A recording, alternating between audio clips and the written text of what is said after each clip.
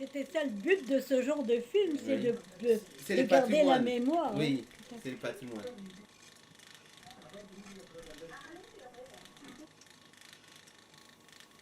Et ça, c'est les épices. Voilà. Oui. Ça sent Cacahuètes. bon tout ça. Oui, ça sent bon. Ça, c'est dié. Ça c'est dit, tout Oui, à ça, fait. c'est. Donc, ça, c'est depuis 63. Oui. Les gens exploitaient la die. Et les gens viennent du Nigeria pour en chercher, Oui. sur les marchés du Kanem. Oui. Comment ils ont découvert ça, les gens? Alors là, pour moi, ça reste un sujet d'émerveillement. Les gens avaient parfaitement, au cours de combien de siècles, j'en sais rien, découvert toutes les propriétés particulières de cette algue. Oui. Que les gens des autres régions ne voulaient pas manger parce qu'ils disaient qu'est-ce que c'est la saloperie sur le marigot. C'est comme ça que des gens disaient à ne jamais naître. Maintenant, c'est devenu vraiment la panacée. Oui. Elle a été portée au monde à partir du lac Tchad. Et donc, quelque part, la spiruline a été donnée au monde par les femmes Kanembu du lac Tchad.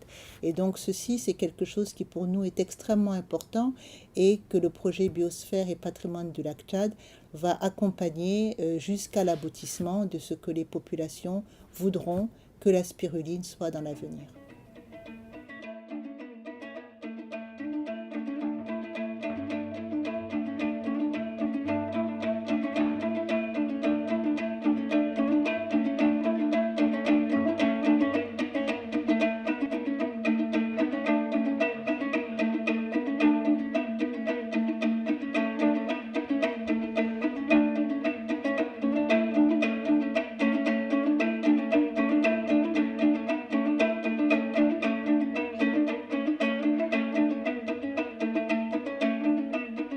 Ça me fait plaisir de voir ça. Alors là, on retrouve un peu les couleurs d'origine. Mon mari préparait un film et beaucoup sur les animaux. Et donc, on a entrepris avec lui d'aller dans les différents endroits, y compris cette fameuse, on dit wadi là-bas. Là, ça désigne des mares plus ou moins permanentes qui sont en partie alimentées par la pluie, mais surtout qui sont alimentées par des remontées des eaux du lac Tchad. Et je découvre cette image saisissante sur le bord de cette eau vert émeraude, des femmes avec cette couleur de peau qui est un noir un peu cuivré, qui n'est pas le noir bleu des populations bantoues, et qui était avec des poteries rouges. Je suis saisie par une image magnifique. Je me précipite pour dire à mon mari, je ne sais pas ce que c'est, mais laisse ton crocodile. Et il faut absolument filmer ces images magnifiques. Et après, nous nous sommes enquis de savoir ce qu'elle faisait, pourquoi. Et c'est comme ça qu'a commencé notre enquête un peu sommaire, mais qui a été continuée plusieurs années après, sur la spiruline. Et on voit dans la zaka en question, là, en émail blanc, on voit que c'est vert émeraude. Non, là, l'eau, ça continue à se concentrer dans leur... Là, elles mettent une calebasse pour pas que ça creuse. Elles versent dedans et le concentré d'algues se répand dans la cuvette en question. Alors, le sable absorbe une grande partie de l'eau, le soleil fait le reste. Là, elle le divise en petits carrés pour que ça soit plus facile à récupérer, quoi. Et puis après quoi, elle s'assoit à côté pour attendre que ça sèche. On n'a jamais vu que des femmes récolter ça. Et c'est donc quand mon mari a projeté ça à la télévision que les gens de l'Institut français du pétrole qui étaient en train de travailler sur les algues bleues se sont précipités sur leur téléphone, sont venus chez nous le lendemain pour nous demander plus de détails et ont décidé de nous demander d'y retourner pour eux, pour leur rapporter des souches de l'algue pour l'étudier de plus près. Voilà. Leur discours, venant trouver les jeunes naïfs qu'étaient mon mari et moi à l'époque, c'était pour améliorer la malnutrition des populations sahariennes, on pourrait améliorer sa production pour favoriser la vie des populations. L'Institut français du pétrole a finalement déposé un brevet sur cette culture artificielle basée sur l'usage de gaz carbonique. Ces travaux furent ensuite publiés dans une thèse décrivant les méthodes de culture. Depuis sa mise en lumière sur les rives du lac Tchad, la production mondiale de spiruline n'a cessé d'évoluer. Since 1975, Earthrise has pioneered spirulina products, now sold all over the world. So today, we'd guess that spirulina production worldwide would be maybe 7,000 to 10,000 metric tons. There seem to be the large-scale commercial farms, and which you have them in the United States, in California, Hawaii.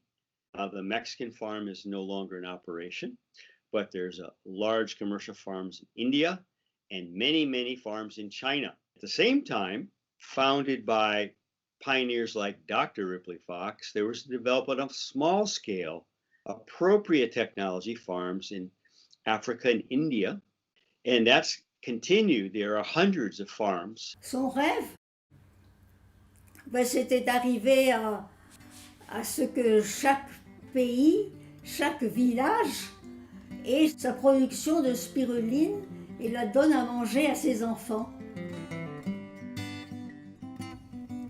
Par la suite, d'autres ONG ayant pour but de lutter contre la malnutrition se sont également intéressées à la spiruline, notamment pour sa forte teneur en protéines, provitamine A, fer et antioxydants.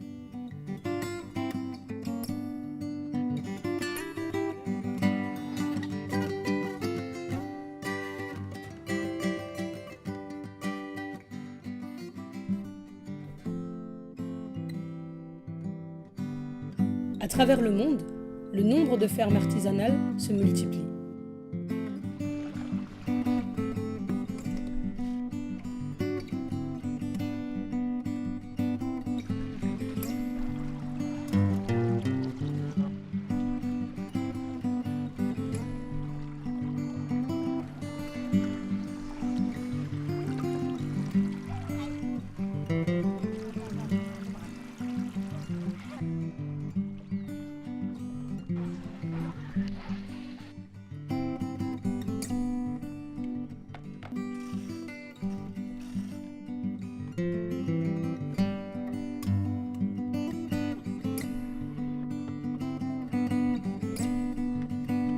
Après avoir récolté la spiruline et pressé la biomasse obtenue pour en extraire le milieu de culture, la spiruline sera séchée afin d'en optimiser la conservation.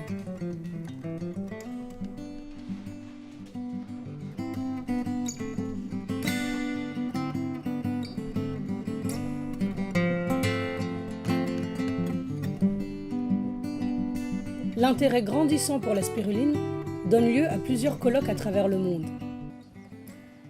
Nous avons créé une plateforme où nous pouvons échanger des expériences des uns et des autres afin d'être plus unis pour avoir un produit de qualité au niveau international. La spiruline fait également l'objet de nombreuses recherches d'intérêt nutritionnel, cosmétique et thérapeutique. On la retrouve également au cœur d'un projet de l'Agence spatiale européenne, le projet Melissa. Le pivot de notre système circulaire, c'est évidemment la spiruline. Alors, l'intérêt qu'on a à la spiruline est qu'on savait qu'il y avait déjà une tradition alimentaire bien établie. Et c'est ce que Mme Lefortran et Guy Dubertret nous ont expliqué, bien établie au lac Tchad, avec les populations qu'on a pris par après, qu'on les appelait les Kanambou, où elle est récoltée et séchée avec le vocable de lier, c'est bien ça, lier. C'est ça, exactement. Ça se garde bien, hein, Exactement, des bien années. sûr. Exactement, vraiment. La préhistoire qui vient rendre service à la pointe du progrès, c'est intéressant de percevoir les choses naturelles et de voir ce qu'on peut en tirer. Voilà. Même si l'usage de la diée perdure, sa récolte traditionnelle, elle, est menacée. Nous assistons aujourd'hui à une fragilisation des écosystèmes à laquelle est également confrontée la région du lac Tchad. La sauvegarde du bassin conventionnel du lac Tchad tient à cœur les dirigeants des États membres de cette institution, raison pour laquelle le projet Biosphère et Patrimoine du lac Tchad vise à renforcer les capacités des États membres, sauvegarder et gérer durablement les ressources hydrologiques, biologiques et culturelles du bassin du lac Tchad. Le projet Biosphère et Patrimoine du lac Tchad, en fait, applique les principes d'un programme de l'UNESCO qui s'appelle le Programme sur l'homme et la biosphère et qui est un programme dont l'objectif est de lier conservation et développement qui sont, dans notre entendement, les deux faces d'une même médaille. Et ce sont les communautés locales et les populations qui vivent au contact de ces ressources naturelles qui sont bien sûr le plus à même de mieux les gérer. Et donc pour nous, il est extrêmement important, lorsque nous appuyons les populations, de prendre en compte leur connaissance du milieu dans lequel elles vivent. Mais il y a une richesse culturelle énorme au Tchad. Cette position à cheval sur la partie désertique et la partie sahélienne, ça donne une grande diversité culturelle. Mais cette diversité du Tchad, il ne faut pas en faire un sujet de conflit, il faut en faire un sujet au contraire de richesse. De richesse inestimable. Ben, tout à fait. Inestimable.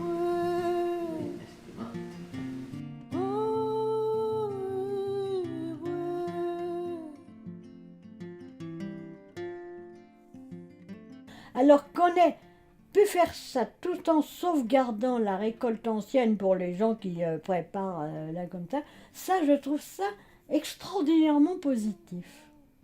Parce que très souvent, un truc se modernise, devient un produit industriel quelque part, et puis à ce moment-là, les autres sont spoliés.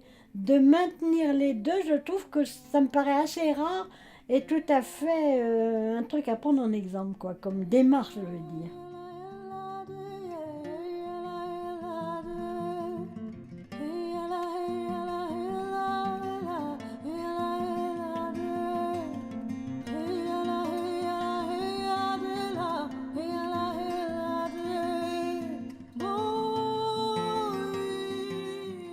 Aujourd'hui, on trouve toujours des galettes de dié sur les marchés.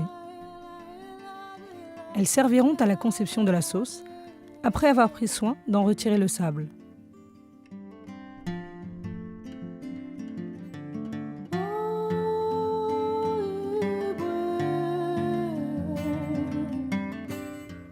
On trouve également de la dié, dite améliorée, de par sa méthode de séchage.